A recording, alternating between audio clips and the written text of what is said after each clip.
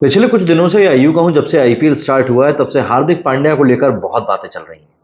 हार्दिक पांड्या को ट्रोल किया जा रहा है, पब्लिक उनको स्टेडियम में बू कर रही है, सोशल मीडिया पर जो रिएक्शन सामने आ रहे हैं वो बिल्कुल भी ऐसे नहीं है जो कि अगर आप ट्रोलिंग के रिसीविंग एंड पे हो तो आपको अच्छे लगे। अब हार्दिक पांड्या के सपोर्ट में कई सारे पूर्व क्रिकेटर्स के साथ साथ जो पैनलिस्ट होते हैं वो लोग भी आ रहे हैं।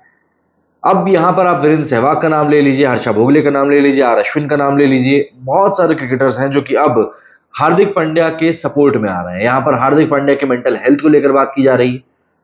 वीरेंद्र सहवाग ने तो एक वैलिड पॉइंट ये भी उठाया कि यार ये सब जो भी कुछ हुआ है ये तो जो मुंबई इंडियंस का टीम मैनेजमेंट है उनकी गलती के कारण हुआ है।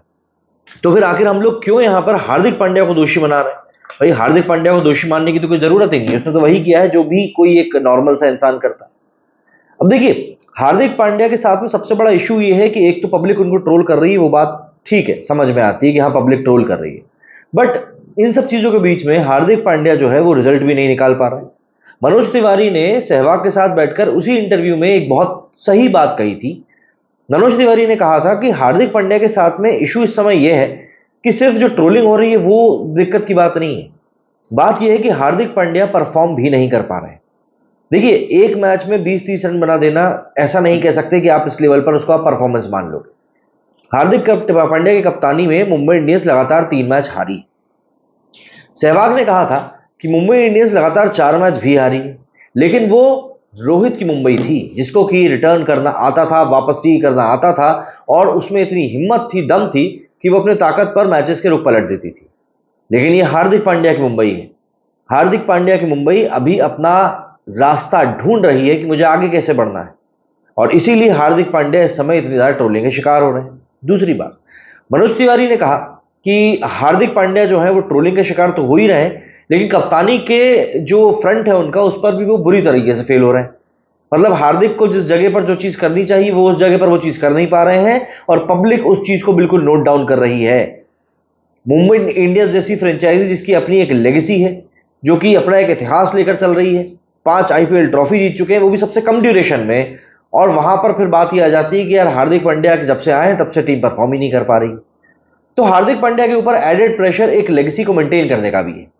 इन सब चीजों के बीच में अब हार्दिक पांड्या की मेंटल हेल्थ को लेकर बात होना शुरू हो गई। जो ये बेहतरीन तरीके की जो हम कह रहे हैं ना, जो ट्रोलिंग हो रही है इस समय पर, उसको अब कहा जा रहा है कि ये काफी ज्यादा टॉक्सिक होती जा रही है, क्योंकि लोग अब इसको लेकर पर्सनल होते जा रहे हैं। नीम का पत्ता कड़वा है हार्दिक पांड्या, इस तरीके के जो ये पूरे स्लैंग्स चल रहे हैं। देखिए, आप किसी की परफॉर्मेंस को लेकर बोल सकते हो कि यार वो बंदा सही परफॉर्म नहीं कर रहा हो, मैंने भी परफॉर्मेंस को ही लेकर कहा है बार बार कि यार हार्दिक पांड्या जो है एज अ कैप्टन फेल हो रहा है, एज अ बॉलर फेल हो रहा है, एज अ बैट्समैन फेल हो रहा है। आप उसको लेकर बोल सकते हो, आप प्लेयर के ऊपर उंगली उठा सकते हो कि यार ये तुम क्या कर रहे हो, आपसे तो एक्सपेक्टेशन थी नहीं। भाई, जो व्यक्ति एक समय पर टी20 की टीम इंडिया का कप्तान तक बनाए जाने का सबसे बड़ा दावेदार था, वो खिलाड़ी जिसको कि चैंपियंस ट्रॉफी की उसकी एक पारी के लिए पाकिस्तान के खिलाफ आज तक याद किया जाता है, एक ऐसा खिलाड़ी जो कि न्यूमरस ओकेशंस पर इंडिया को कमबैक करा चुका है मैचेस में, उसको अगर इतना सडन ट्रोल झेलना पड़ रहा है तो उसके पीछे का कारण जानने की भी तो कोशिश करनी पड़ेगी। लेकिन हाँ, हार्दिक पांड्या का जो अब एटीट्यूड दिखाई दे रहा है, वो एटीट्यूड उसको देखकर समझ में आ रहा है कि अब कहीं ना कहीं हार्दिक को भी इस बात को लेकर इल्म हो चुका है कि भाई पानी जो है वाकई में सर के ऊपर निकल गया है। मुझे बस एक चीज खराब लगी संजय मांजरेकर की, जब संजय मांजरेकर ने टॉस के समय पर कहा था ना पब्लिक को बिहेव। देखिए, पब्लिक अपनी जगह पर मान जाएगी।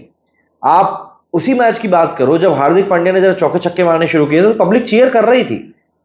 भाई, एक मैच चाहिए हार्दिक पांड्या को, या हद से 2 मैच आप ले लो।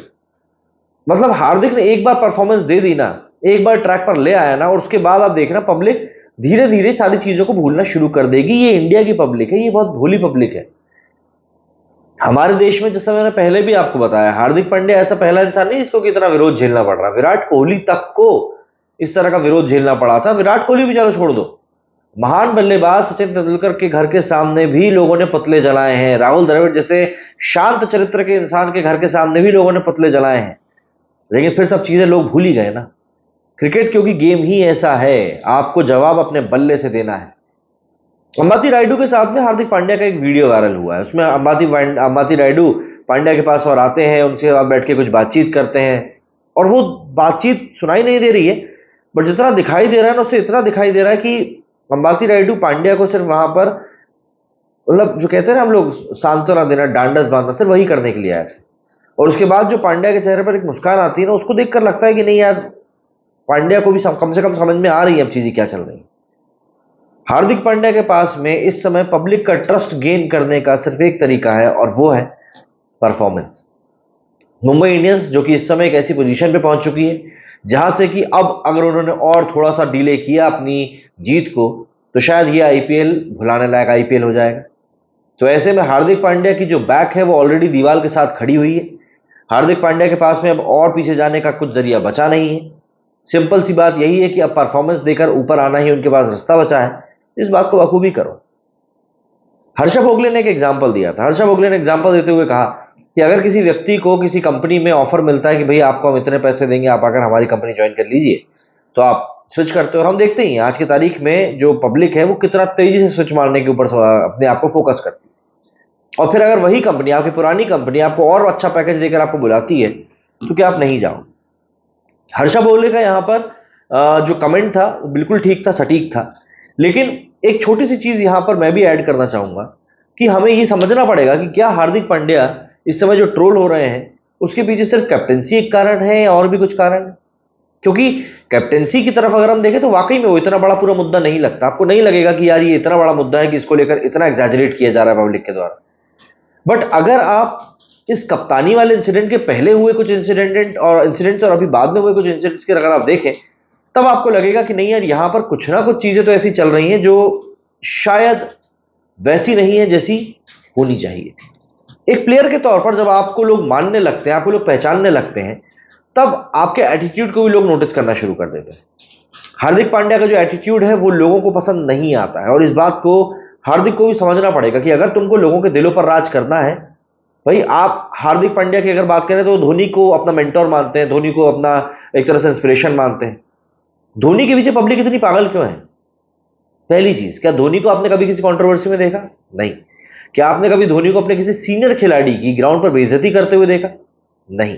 वो बात एक अलग है कि अगर सीनियर खेल नहीं रहा तो उसको टीम से बाहर निकाल दिया, पर बेइज्जती करते हुए नहीं देखा। धोनी जब भी पब्लिक को एड्रेस करते हैं या फिर कॉमन लोगों को एड्रेस करते हैं तो वो हमेशा एक चौड़ी स्माइल के साथ एड्रेस करते हैं, और यही कुछ चीजें हैं जो कि धोनी की पर्सनालिटी को धोनी बनाती है। हार्दिक पांड्या उनको आइडियलाइज जरूर करते हैं, बट कहीं ना कहीं वो उन चीजों को लेकर काफी ज्यादा, मतलब वो कहते हैं ना हम लोग की भावनाओं में बह जाते हैं, और उनका एटीट्यूड जैसा निकलकर सामने आता है। चाहे वो आप मोहम्मद शामी की बात कर लो, आप रोहित शर्मा की बात कर लो, आप विराट कोहली की बात कर लो, आप तिलक वर्मा की बात कर लो, आप मलिंगा की बात कर लो, काफी सारे नाम हैं इस लिस्ट में। और कहीं ना कहीं यही सारी चीजें पाइल अप होती गई, होती गई, होती गई, होती गई, और आज ये सिनेरियो बन चुका है कि पब्लिक हार्दिक पांड्या को छोड़ नहीं रही।